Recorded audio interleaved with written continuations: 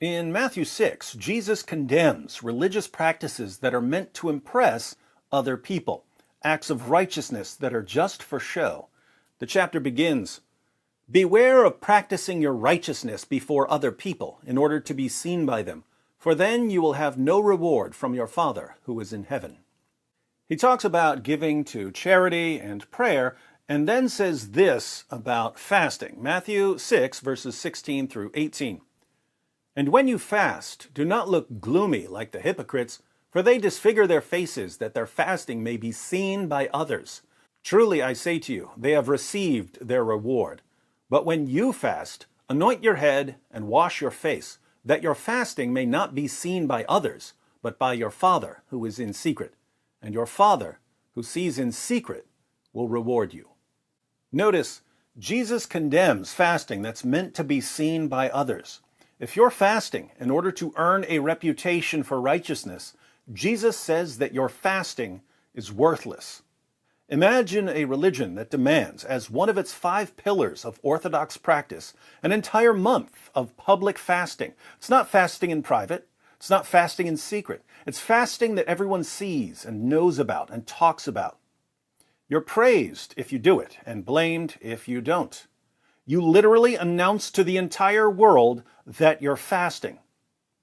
That would be bad enough. But imagine what Jesus would think of this public fasting if it weren't even fasting.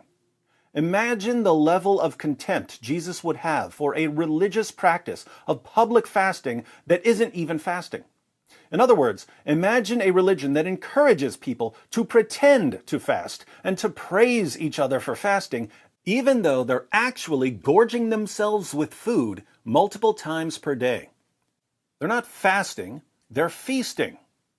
They're feasting while publicly proclaiming that they're fasting. Jesus had utter contempt for doing acts of righteousness to be seen by others as righteous. What would he think about not doing the deeds of righteousness, but claiming that you're doing them in order to be seen by others as righteous? Ramadan is a month of feasting that for some reason is called fasting. Muslims gorge themselves with food at night, then gorge themselves with food early in the morning, then sleep all day. They wake up in the evening and gorge themselves with food again. Then they gorge themselves again early in the morning and again sleep all day. They call this month-long cycle of binge eating and sleeping fasting. No one else in the history of the world thinks you're fasting when you're feasting. But this is Islam, so remember that the rules of opposite world are in full effect.